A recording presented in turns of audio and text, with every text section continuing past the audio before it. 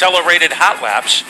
So that session is over, and now the field will be lined up in double file formation. The shocking pink car of Joey Farino, the overall excellence of Tony Membrino, and a couple of guys we don't talk about that much. But last week, it was Carlos Gray's best finish of the season. Yes. We'll see if he can keep it going in car number 69. Lights are off on the safety vehicle at the point. The SK lights are ready to do their thing Stafford style. They headed to turn number 3, paired off in rows of 2. Here's Matt Buckler with the call for tonight's feature division, the SK lights here at Stafford. 2 drivers in their 50s are in the front row. Glenn Griswold and Jay Goff, dead even as they enter the first corner. They are wheel to wheel and side by side, and it appears that Griswold has a slight advantage. But down the back straightaway, here comes Goff, and once again, they're paired off, equally matched, with Griswold to a slight advantage off turn 4. Now Kyle Jetty in car number 17, he is looking to swoop his way underneath Goff, and Kyle Trainer is right there. Trainer took a few weeks off, but right now he is in the middle of the battle. He certainly looks good to the outside lane. Here comes Membrino. He's down underneath Burnham. There's Daniel Wesson, hot after success a week ago. All of a sudden, Trainer gets a little bit loose, and that gives Joey Farino, Mr. Inside, with the color pink, moving into the number 4 position. Jetty's doing the crossover, Matt. And Jetty's trying to use it to disrupt the rhythm of Jay Goff. And Goff hangs his ground. Here comes Jetty again, trying to smoke bomb his way into second. As they come back to the line, they evenly cross the stripe, and Jay Goff still continues somehow to hold on for second. Here comes Jetty again. Good run to the inside. Then they're literally packed together. Membrino. Now look at Farino. 3 wide. And Farino almost goes around. He saves it, but he loses about 6 spots. And just as impressive on the top side of the racetrack was the Burnham machine. Somehow David Burnham kept the car on the right lane, and that seemed to be guarding the inside. Now he goes to the outside, back up front. Membrino battles with Trainer, side by side there, and side by side all the way back to the bottom of the top 10. Yeah, there's a great 4-way battle between Farino. To his outside is Burnham. Then it's Kopchik there. Then Salva's there. And Daniel Wesson is trying to get there. He's trying everything he can, but there's no room at the end this time. Back up front. Challenge for second. Here comes Jetty again. And look at Membrino. Membrino muscles his way to the bottom.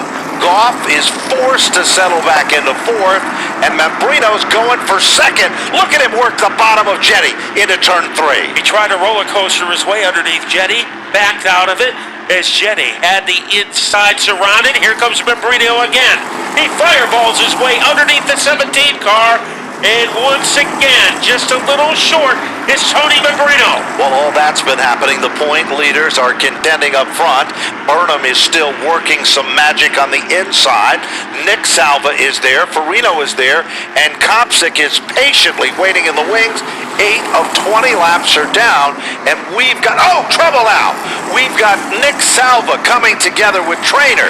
Then he just shakes it off. Everybody heads in the right direction.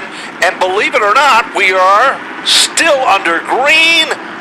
But Dulac is the car that spun to the bottom in turn number 2. Chuck Zentarski's talking with Joey Farino right now. A pretty long discussion about what's going on with the car and what Chuck was seeing. And as you guys mentioned, that right front does not look good. That wheel is not functioning correctly. And unfortunately, he's going to have to park it for the day. And this could be a major hit in the championship standings. Don't forget, he came into the night 3rd in the standings and still very much alive.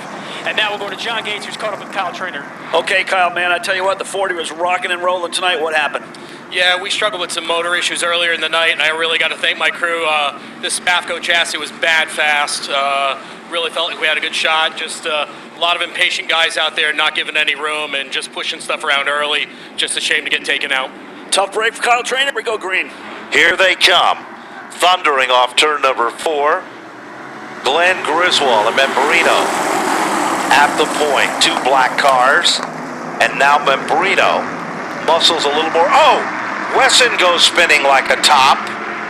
somehow gathers it back, and we're still running in the right direction, except for Wesson, who stops on the inside of the backstretch, and that brings out the yellow. That car, Wide, they got squirreled up and I got blamed for it, and looked like in the contact under caution, broke the tie rod, and now we can't finish. All right, that's Joey Farino, obviously very upset. A championship contender, not happy with what happened on the track. That is a heartbreaker for him, a guy with a good cause and a good head on his shoulders. 8 laps of 20 now complete. Let's see what's going to happen as we're about ready to get him fired back up. Membrino is this time on the inside of Glenn Griswold again, Matt. And now Griswold seems to have a little more giddy up as they cross the stripe. so Griswold made a good decision to go to the outside as he is able to put away Membrino for the time being. Making a move on the outside is Jay Goff. He is in the top 3, but he's being challenged by Kyle Getty. Here they come off turn number 4. Membrino almost into the lead, but not quite enough as Glenn Griswold has scored the leader for lap number 9. Doubled up. And a car goes trouble. around. That was Lafayette who twisted and turned, and he got collected by Wesson. So Lafayette car comes across the racetrack. I've spent 45 years in IndyCar racing. I've been a mechanic, a car builder, an engineer, a team manager, and now a team owner. I'm truly living the dream. It all started in Lincoln Tech. Lincoln Tech is the national leader in training for careers that build America. Dig safely, Connecticut. A city of underground utilities lies below. Don't let a broken pipe or cable ruin your day. Call before you dig to prevent damages. Protect your crew and the public. Call 811 or go to cbyd.com for your e-ticket. Call before you dig. It's the law.